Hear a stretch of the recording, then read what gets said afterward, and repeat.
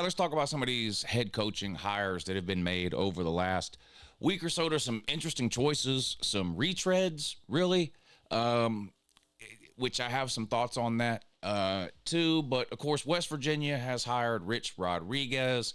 UNLV, my home team, or what is it, home away from home team, hired my old buddy Dan Mullen. And what's the other one? Bill Belichick at North Carolina. Let me just start with kind of the idea of retread coaches. It can work. It can not work. It's kind of the same as any hire. I'm a little surprised that none of these openings have gone to coordinators. Now, we never really know the full story on these coaching searches. I mean, maybe some of the hot names as far as coordinators go were contacted and just not interested. We kind of never really know the full story on these coaching searches. But I'm a little surprised that all three kind of are trying to turn back the clock here a little bit. I mean, even starting with West Virginia and Rich Rodriguez, not only has Rich Rodriguez been a head coach forever, he's been a head coach at West Virginia. He was at West Virginia from 2001 to 2007, had some success during his time there, and then kind of infamously took the job at Michigan in 2008. He was there for 3 seasons, I think, didn't really work out there. He moved on to Arizona, where he stayed until around 2017. And then he's kind of bounced around since then. He hasn't been a head coach since his stint at Arizona ended in 2017. He was an offensive coordinator at Ole Miss. He was an analyst out at Hawaii. He took an assistant head coach and offensive coordinator position at Louisiana Monroe back in 2021. He was only there 1 year. Then he became a head coach at Jacksonville State. They've had some success. They've made the move from FCS to FBS. And now here he is kind of back home again at West Virginia. I do think he's a better coach than Neil Brown. So in that respect, I think this is an upgrade. Now, to be transparent, I've never been high on Neil Brown. I didn't like the hire when it was made. I thought Neil Brown was a downgrade from Dana Holgorsen, who West Virginia had prior to hiring Neil Brown. Of course, Neil Brown almost got fired 2 seasons ago. They kind of did the, well, we'll give you one more year type of speech, a lot like what's happening with Billy Napier right now at Florida. And then, of course, last year, West Virginia had a pretty good season. They drastically exceeded expectations, and West Virginia found themselves in a spot really where they couldn't fire him. He won 9 or 10 games, whatever it was, last year. And that's sort of the danger with doing the whole, well, we'll give you one more year type of thing, even though you've been terrible every year you've been here. What do you do if they have one good year out of 4, right? Like Florida next year, same thing with Billy Napier. So what, Florida goes 8-4 next year? What, that's now satisfactory? So what, then you give them some big extension? I mean, I don't know that will happen with Florida, but back to Neil Brown. I thought it was a mistake to keep him, and then they had another really bad year this year, and now they, of course, have parted ways, and it's the whole everything old is new again routine. They're bringing in Rich Rodriguez, so I do think he's an upgrade over Neil Brown for sure, and he's familiar with the West Virginia environment and culture that surrounds the West Virginia athletic department and football program. He'll be a familiar name, of course, to a lot of people involved in West Virginia football. It seems like kind of a safe hire to me. It's kind of like I don't really what kind of an analogy to use here, but it's kind of like you know what you're getting kind of thing, I guess. I seriously doubt this is going to be a home run hire. I also seriously doubt it's going to be a strikeout. So let's just use a baseball analogy here. Is Rich Rod going to show up in West Virginia and hit a grand slam? Probably not. Is he going to show up in West Virginia and strike out and win 2, 3, 4 games a year? Probably not. He's probably going to win 7, 8 games a year on average. He could have a year where he wins more. I mean, if you go back and look at his time at West Virginia prior, he had some really good years there. I think they made a Sugar Bowl one year. But anyway, it's just...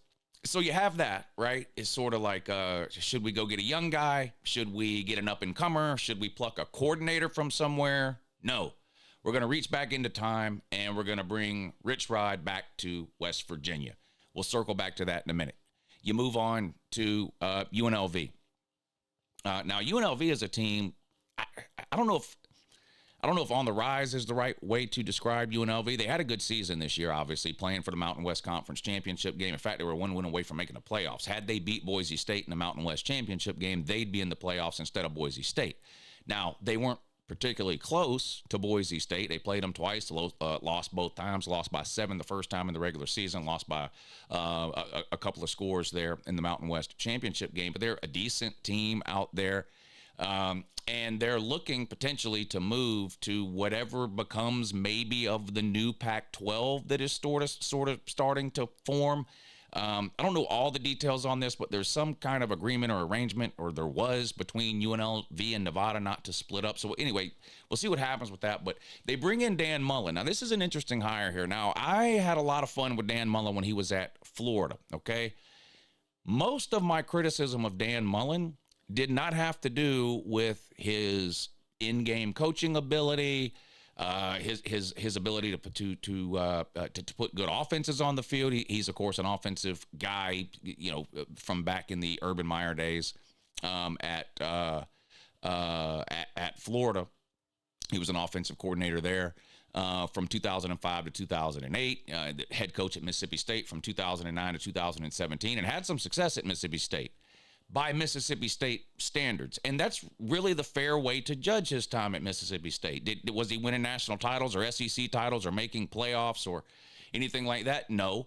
But it's Mississippi State. I mean, I think he had him ranked number 1 at one time. He beat Bama a couple of times. It didn't seem like a terrible hire at the time for Florida to sort of pluck him away from Mississippi State.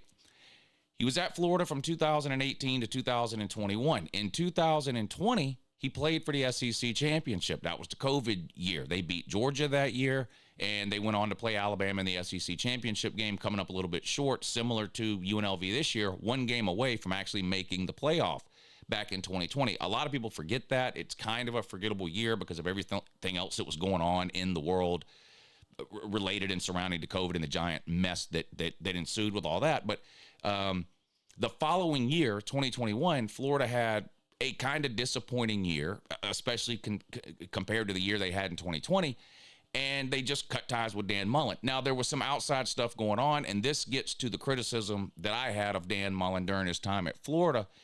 He's just awkward. He's weird. He seems very uncomfortable in press conferences. He's quirky. He's just kind of goofy and dorky. He's a little like Shane Beamer is at South Carolina. And again, these criticisms had nothing to do with Dan Mullen's ability to necessarily coach a football team, run an offense, things like that. My criticisms tended to be more around the way he acted. But then you had the recruiting stuff that was going on at Florida. He wasn't recruiting to the level that Florida boosters, Florida fans, the Florida athletic department, the administration sort of expects any Florida head coach to recruit at. And then he had the infamous blunder, really. I mean, we all kind of know what he meant when he said that about I worry about recruiting when recruiting time comes around at the end of the season. Now, that sounded terrible in a year where Florida was having a bad year, right? 2021. Their recruiting had fallen off in 2021. He's being asked about recruiting constantly, and he gives that sort of infamous, terrible answer about, we'll worry about recruiting when recruiting time gets here. Recruiting time is year-round. It's 365 days a year. Dan Mullen knows that. That's not what he meant when he said that. It was he should have phrased it differently. But I don't think anyone really thinks that Dan Mullen sort of blocked out recruiting until December 1st of every year. And then, okay, it's time to recruit now from December 1st to December 10th because we have early signing day. That's not what he was doing. But the quote that he had, what he said, it came off that way. And he was in a situation where some people were kind of coming after him already for the disappointing season that they were having. And that was just sort of used as like the reason that we got to get rid of him because he doesn't want to recruit type of thing. And again, I agree he wasn't recruiting at the level he should have been. But I felt then, and I still feel now, that Florida probably parted ways with him a little bit too soon. And I think you've seen the effects of that during the first 3 years under Billy Napier, who, of course, exceeded Dan Mullen at Florida. They've had a hard time sort of digging out from under the hole that they put themselves in by sort of firing coaches every 3 years, right? You had Muschamp, McElwain, Mullen, all there 3 or 4 years, then gone. You bring the next guy in type of deal. So what does that mean for Dan Mullen out at UNLV? Well, not much. UNLV is not a team that is expected or is going to be recruiting in the top 20 every single year. It's just not going to happen at a place like UNLV, especially without them joining a conference which becomes accepted as a power conference. And it remains to be seen if that's going to happen with UNLV and Nevada and some of those teams out there, Boise State, Fresno State, Oregon State, Washington State. It kind of remains to be seen there. But even if it is, UNLV is not Florida.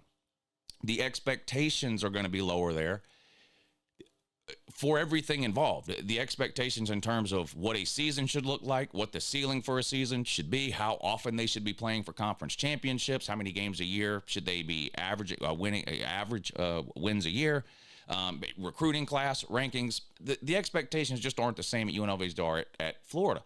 So you can't look at necessarily how Dan Mullen did at Florida and apply that directly to UNLV. It's a totally different situation, right?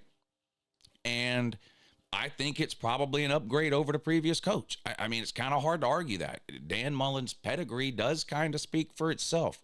Again, he's quirky, he's weird, he's uncomfortable in press conferences. At least it appears that way to me.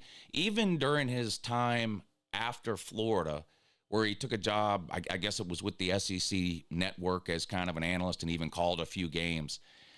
He never really seemed comfortable in that role to me. It wasn't somebody that I was like, oh, yeah, good. Let me hear what Dan Mullen has to say about this situation. It's just not his, doesn't seem to be his forte to me.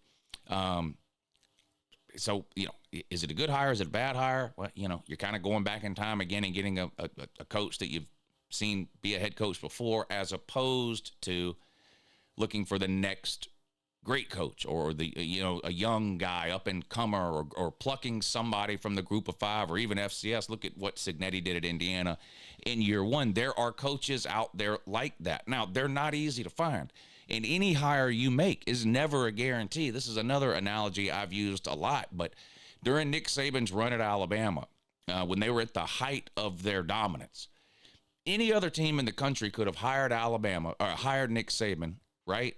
And it would not have been a guarantee that he was going to have the same success at whatever school that he was having at Bama. Every situation and circumstance is so different from school to school, from conference to conference, from one part of the country to the next.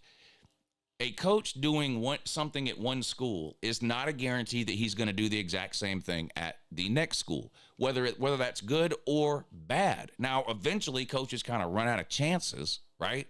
If they're just bad at multiple places. But that really hasn't been the case with Dan Mullen. He was pretty good at Mississippi State. He had one really good year at Florida, and even the 2 years prior to that were pretty good years. Compared to where Florida is at now, Dan Mullen time at Florida was like the golden age.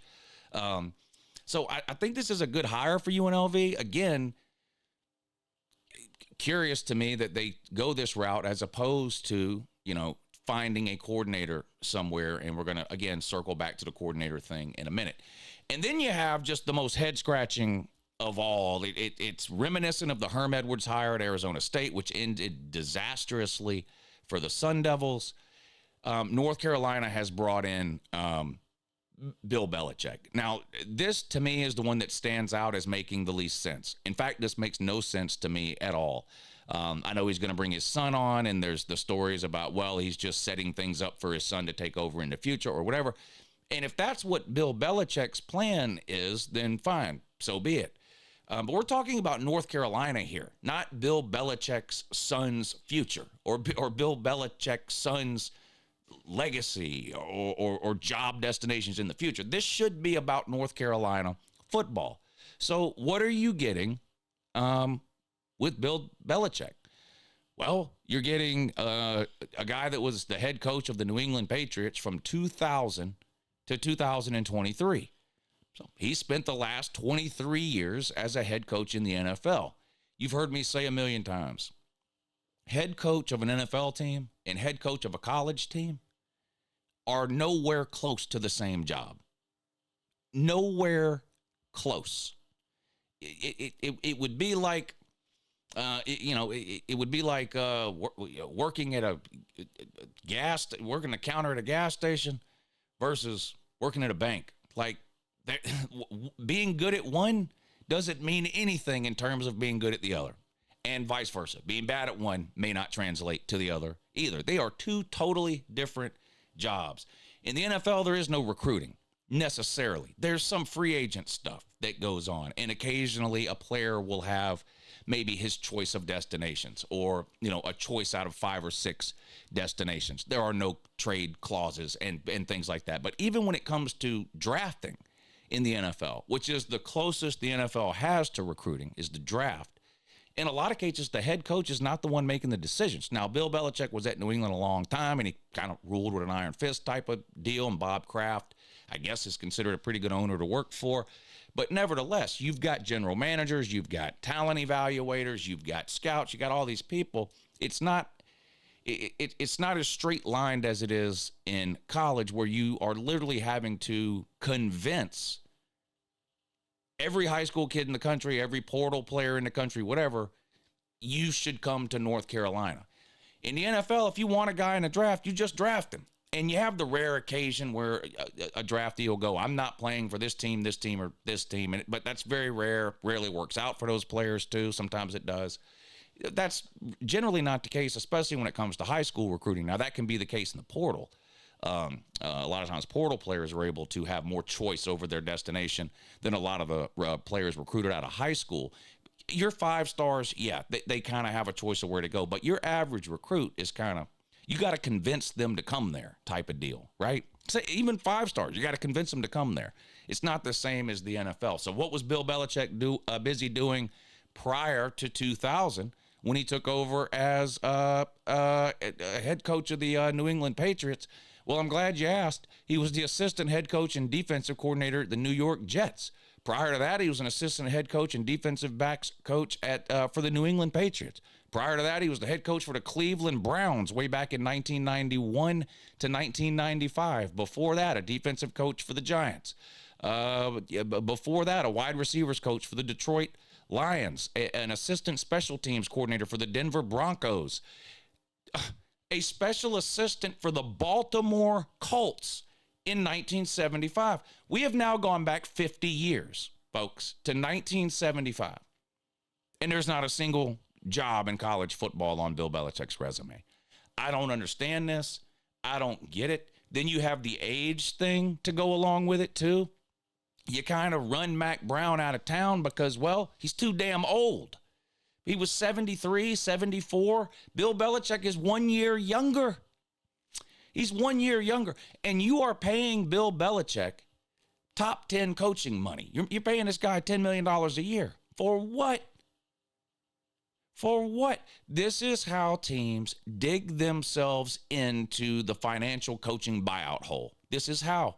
By giving these coaches, what is his deal? 10 years for 4 years, $40 million? This makes no sense at all. Bill Belichick, have you ever seen a Bill Belichick press conference? You ever seen a Bill Belichick interview? Does Bill Belichick strike you as Mr. Personality? No. No. The guy's got no use and no time for anybody. And again, that's his prerogative. And when you're with the New England Patriots and Tom Brady is your quarterback and you're winning, a Super Bowl every other year on average for 20 years, you can be that way. You can be that way. You can't be that way at North Carolina. And I don't get this hire. And again, this makes the least sense of the three to me. I don't understand why North Carolina didn't go out and get a young up-and-coming coach. Summerall from Tulane. I could name off a list, but it's just the same list of names that you've seen posted everywhere else when it comes to head coach openings in college football, which is do no good for me to sit here and rattle them off. But even beyond that list, right? Who was talking about Kurt Cignetti this time last year? Nobody. Not a soul. And again, nothing is ever a guarantee, but Indiana did some homework. They did some research. They had a legitimate coaching search. And for whatever reason, they pegged that guy and they said, we think he can succeed here. And he did it right away, immediately, from day one. It can be done. You look at some of the hottest coaches, some of the best coaches in college football right now. We'll start with Georgia head coach Kirby Smart. Can somebody tell me where he was a head coach at before Georgia hired him? Nowhere. Nowhere. Now, again, there are no guarantees. Georgia could have hired Kirby in 2016, and Kirby could have came to Athens and fell on his face. There are no guarantees. But Georgia went out and took a chance on a young guy, a coordinator, waiting on his opportunity, and it paid off. Who's one of the other hottest programs in college football right now? One of the more dominant programs in college football right now. They don't have a history necessarily, but their future looks really, really bright. And they're the only team in the country this year to go 12-0. Dan Lanning at Oregon. Can somebody list off to me the list of head coaching jobs Dan Lanning had before Oregon looked at him and said, he'll work here? Where? Nowhere. Nowhere. He's been an assistant, a position coach, an assistant, a coordinator. And then Oregon said, we think he's got what it takes. And it worked. Again, there are no guarantees. Any of these coaches could have failed. But the point is, these are schools who weren't winning national titles. In a lot of cases, weren't even making national title runs or playoff appearances or really even competing year in and year out. These were considered good programs, Georgia and Oregon. Not great. They weren't winning natties. In the case of Oregon, they never won one. Sarkisian. Now, Sarkisian's been a head coach before. That's true. Didn't work out. Had some personal issues. Went to the Nick Saban Coaching Rehab Institute there in Tuscaloosa. Became offensive coordinator at Alabama. And then Texas said, we're going to take a chance on this guy, Sarkisian. You know, he's been through a little bit, but we think he's got what it takes to succeed at Texas. Now, to be fair, Texas thought that about the two or three coaches prior, and they were wrong. But they were right this time, and they went and they got a coordinator. You know, they didn't bring in an 80-year-old NFL coach. They didn't bring in a head coach that they had 20 years ago, in the case of West Virginia and Rich Rod. And I could go on and on. Beamer at South Carolina. Again, it's about expectations versus results, okay? Shane Beamer in his 4 years at South Carolina has exceeded the expected win total 3 or 4 years. Have they won the SEC? No. They made the playoffs? No. Are they considered a national powerhouse? No. But it's South Carolina. This isn't Ohio State, Georgia, Bama, whatever the list of sort of elite programs, right? It's South Carolina.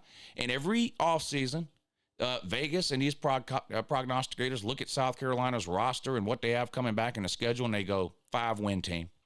And then every year, Carolina's busy winning 7, 8, 9 games, 3 out of 4 years. Where has Beamer been a head coach before South Carolina? Where? Name the nowhere. He was a coach. He was never even a coordinator. Britt Venables at Oklahoma.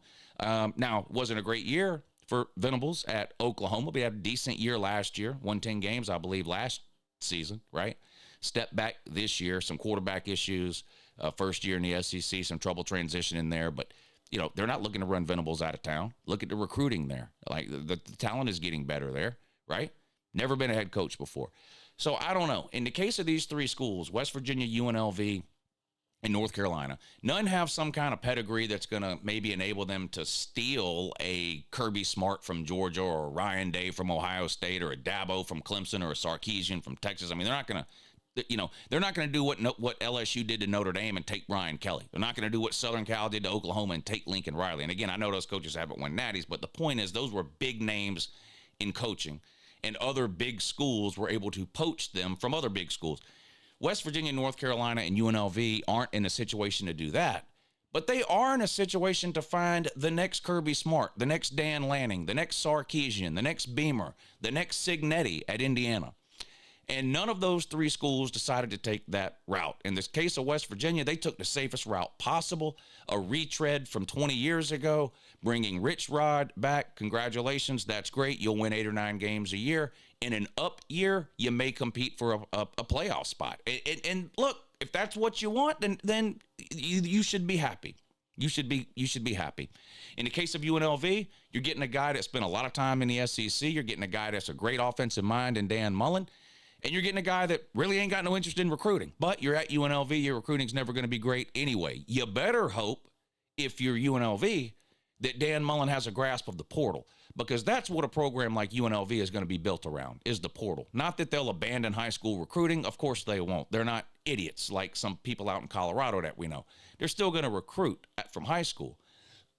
But you got to remember, Dan Mullen left college football at the start of the transfer portal era. The transfer portal era started in 2020, 2021. Mullen left at the end of the 21 season. He wasn't around in 22. He wasn't around in 23. He wasn't around in 24. He was busy in a broadcast booth. We don't really know what Dan Mullen's approach to the portal will be at UNLV. We have no idea. And then you've got Bill Belichick at North Carolina, which is just completely insane to me. Makes zero sense for the reasons I already outlined. You hire you push a 74-year-old Mac Brown out the door to make room for a guy that's 1 year younger. Zero college experience, none. Not known as having a great personality. And recruiting is a lot about personality, especially at a place like North Carolina. What else are you selling at North Carolina? Is Bill Belichick really selling 8 Super Bowls or whatever it was with Tom Brady? Is that what he's selling at North Carolina? Because he's not selling personality. He's not making friends on the recruiting trail. None of that is happening. He's not selling tradition at North Carolina. He's not selling a history of getting players into the NFL. He's never put a single player into the NFL, Belichick has. So what is he selling? I don't know. I think it's a terrible hire. The Belichick hire, I would rate it the worst of the 3. I would rate Neil Brown. I would rate Rich Rod at West Virginia the safest of the 3. And I actually would rate Dan Mullen at UNLV the biggest potential winner of the 3. Potential winner. We never seen Mullen win anything. Not really. But again, at UNLV, much lower expectations than the SEC.